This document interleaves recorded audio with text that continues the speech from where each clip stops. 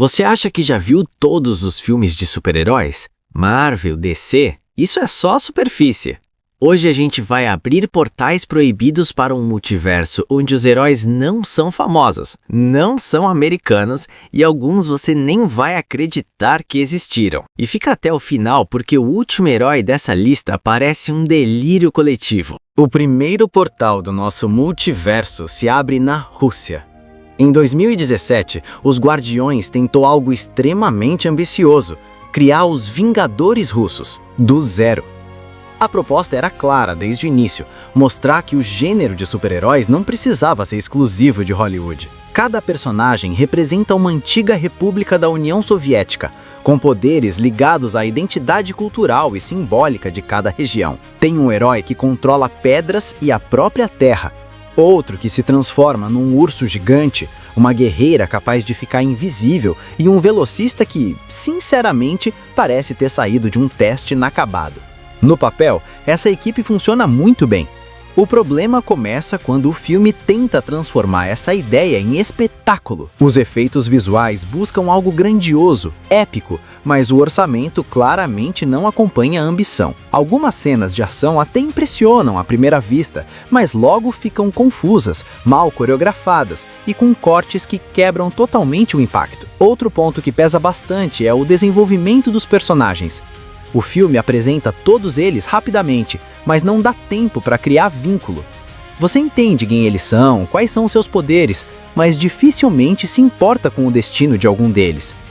Ainda assim, é importante dizer, Os Guardiões não é um desastre completo. O filme tem identidade, aposta num tom mais sério, mais militar e evita o humor forçado que virou regra em muitos filmes de super-heróis.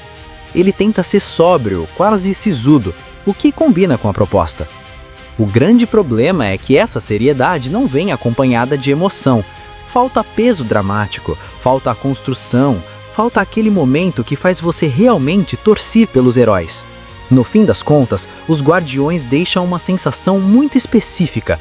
É aquele filme que você termina pensando, com mais tempo, mais dinheiro e mais cuidado, isso poderia ter dado certo. E esse é apenas o primeiro portal do nosso multiverso, porque se a Rússia tentou criar seus próprios Vingadores, o próximo herói dessa lista consegue ser ainda mais improvável. O próximo portal nos leva para a Indonésia. Valentin the Dark Avenger apresenta uma cidade dominada por crime. Batávia está tomada por roubos, violência e caos, e a última coisa que alguém espera encontrar ali é uma heroína. A protagonista é Strimaya, uma garçonete comum, sem poderes, sem treinamento e sem qualquer ligação com o mundo do heroísmo. Mas tudo muda quando ela conhece por acaso um diretor de cinema e seu assistente. Esse encontro aparentemente aleatório desencadeia uma sequência de eventos que transforma completamente a vida dela. De funcionária de café, ela passa a interpretar uma super-heroína. E aos poucos, essa atuação começa a se misturar com a vida real. O filme aposta forte no estilo visual.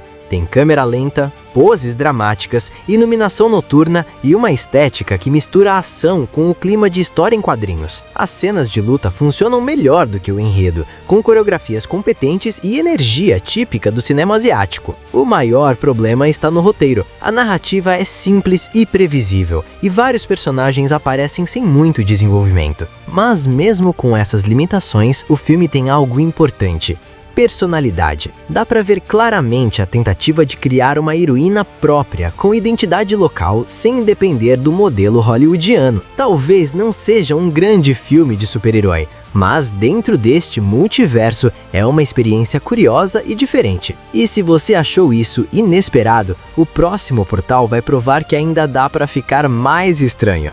Agora o portal nos leva para a França. Como Virei Super-Herói apresenta um mundo onde superpoderes já existiram, mas hoje são quase coisa do passado. Aqui, os heróis envelheceram, se aposentaram ou simplesmente foram esquecidos pelo tempo. O filme não começa com grandes batalhas ou vilões caricatos. Ele acompanha dois policiais investigando o surgimento de uma nova droga capaz de conceder poderes temporários a pessoas comuns. E essa ideia muda completamente o foco da história.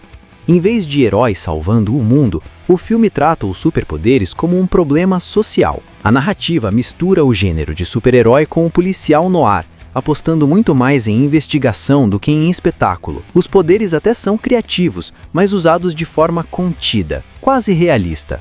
Nada aqui é exagerado ou grandioso. O tom do filme é sério, melancólico, bem distante do clima de parque de diversões dos blockbusters americanos. O grande ponto forte está no conceito: um mundo cansado de heróis e que talvez nem precise mais deles. O problema é o ritmo. Em alguns momentos o filme desacelera demais, o que pode afastar quem espera mais ação. Ainda assim, é um dos filmes mais interessantes da lista, porque ele tenta dizer algo diferente sobre o gênero.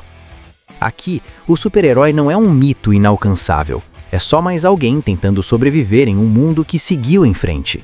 E depois desse lado mais humano do multiverso, o próximo portal nos leva para algo bem menos contido. Agora o portal se abre no Japão. Shin Ultraman é uma releitura moderna de um dos heróis mais clássicos e importantes da cultura japonesa. Diferente dos outros filmes dessa lista, aqui não estamos falando de um personagem desconhecido. Ultraman é um ícone no Japão, mas que nunca foi totalmente absorvido pelo cinema ocidental. No filme, ele surge repentinamente na Terra para enfrentar ameaças gigantes e criaturas colossais. Mas o foco da história não é apenas a luta contra monstros. Grande parte do filme acompanha a reação do governo japonês diante da existência de um ser com poder praticamente ilimitado. Ultraman é um salvador ou um risco impossível de controlar? A narrativa mistura ação com muita ficção científica e política, com longos diálogos, reuniões estratégicas e decisões que afetam o futuro do planeta. As batalhas contra os monstros são bem feitas, criativas e visualmente marcantes. Mas o filme deixa claro que o impacto real não está apenas nos golpes. O grande destaque é o tom sério, quase burocrático. O mundo não reage a Ultraman com aplausos imediatos, mas com medo, desconfiança e cálculos políticos. Para quem espera um filme frenético do início ao fim, o ritmo pode surpreender. Mas para quem gosta de ideias e conceitos, Shin Ultraman entrega um olhar diferente sobre o gênero. Aqui, o herói não é apenas um símbolo de esperança, ele é um problema global a ser administrado. E depois dessa abordagem mais cerebral, o próximo portal nos leva para um herói que quase ninguém fora do seu país conhece. O próximo portal nos leva para Hong Kong. Máscara Negra, de 1996, é um dos super-heróis mais subestimados do cinema asiático. Aqui não existem superpoderes clássicos, alienígenas ou magia. O protagonista é resultado de um experimento militar que o tornou praticamente insensível à dor. Tentando deixar o passado violento para trás, ele vive como um homem comum, até ser forçado a vestir novamente a máscara. É nesse ponto que o filme encontra sua identidade. Máscara Negra mistura super-herói com cinema de artes marciais, e é exatamente aí que ele realmente brilha. As lutas são rápidas, criativas e muito bem coreografadas. Aqui vemos um Jet Li mais sério, mais agressivo e menos preocupado com o humor. O visual é estiloso, o ritmo é acelerado e a violência é mais crua do que o padrão hollywoodiano da época. O problema está na história. O roteiro é simples, direto demais e os vilões são pouco memoráveis. Talvez o que seja mais memorável seja uma paródia que praticamente todo mundo tinha no telefone. E aí, meu nobre? Tudo beleza, mano. Meu irmão, aquele CD que me emprestou é o Pipoco, velho. Mesmo assim, o filme funciona muito bem como entretenimento. É aquele tipo de produção que você assiste sem grandes pretensões, mas se diverte do começo ao fim. Máscara Negra nunca virou uma franquia global, mas facilmente poderia ter se tornado um herói cult do cinema de ação. E depois desse vigilante mascarado, o próximo portal nos leva para algo ainda mais inesperado. Agora o portal se abre novamente na Indonésia. Sri Asih é uma super-heroína baseada em um dos personagens mais clássicos dos quadrinhos indonésios. Diferente de muitos filmes do gênero, aqui o ponto de partida não é ciência, tecnologia ou experimentos. O filme aposta forte na mitologia local. Mistura super-heróis com lendas antigas, espíritos, entidades e forças místicas ligadas ao equilíbrio do mundo. Sri Asih descobre que carrega dentro de si um poder ancestral relacionado ao bem e ao mal. Sua origem é tratada de forma espiritual, quase religiosa e não científica. Isso dá ao filme uma identidade muito clara. As cenas de ação são bem coreografadas, com destaque para o combate corpo a corpo e o uso de elementos sobrenaturais. O visual é caprichado, com figurinos e efeitos que mostram uma ambição real. Dá para perceber que o filme quer mais do que contar uma história isolada. Ele quer construir um universo próprio de herói. O maior problema está no ritmo. Em alguns momentos, o filme desacelera demais para explicar sua mitologia e seus conceitos. Isso pode quebrar um pouco o envolvimento. Ainda assim, Sri Assi se destaca. Ele não tenta copiar Marvel ou DC. Ele quer ser, antes de tudo, um herói indonésio. Dentro deste multiverso, Sri Assi prova uma coisa importante. Super-heróis também podem nascer da tradição, da cultura e das lendas locais. E esse foi apenas um fragmento do multiverso dos heróis esquecidos do cinema mundial.